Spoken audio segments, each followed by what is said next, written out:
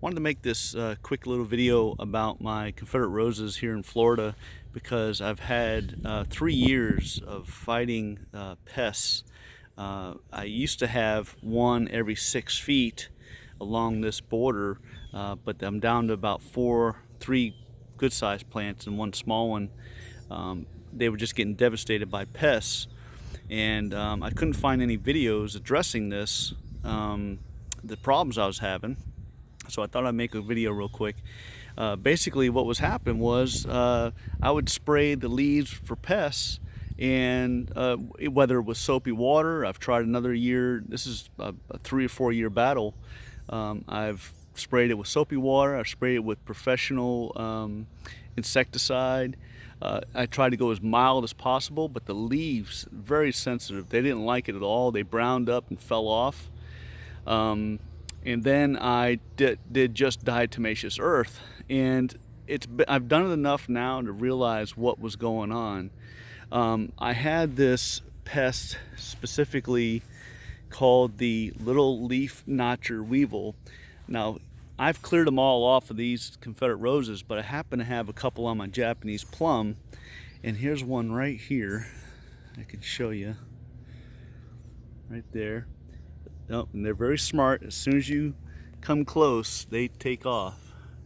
But they also have a cousin called the Sri Lankan weevil, but these are not. These are leaf notcher. The Sri Lankan has a yellow head, but they are devastating and extremely resilient.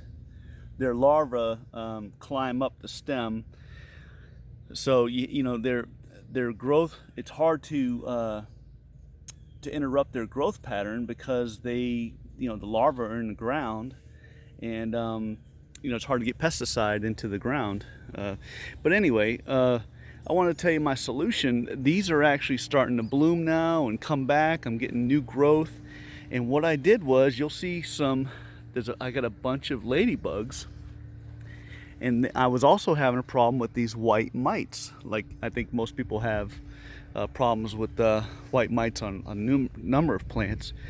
But in my case, what I did was I said, let me just try to manually remove these little leaf notcher weevils. So my son, my wife, and I, we've just been very diligent in coming out here almost daily and physically removing these, and it has done wonders.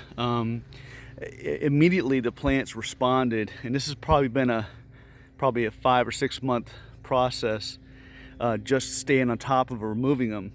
And it's not really that hard because there's maybe half a dozen at a time, and it's just as easy as spraying with pesticide, except it doesn't harm the plant.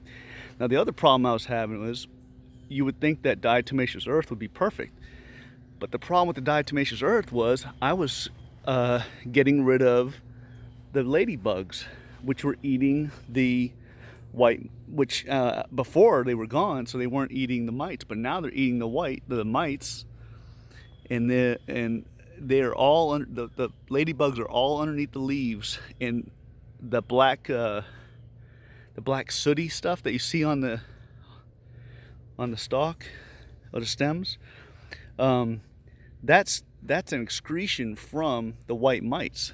So if you see that black soot, you know you have the white mites are flourishing. So my recommendation is, try not to use any pesticide, not even diatomaceous earth, because you're getting rid of the ladybugs that are helping you get rid of the other bugs. So you can see my new growth here. I'm getting a lot of new growth just by preventing these bugs to just devastate the leaves. So anyway, I'm just happy to say that I'm starting to see some positive results.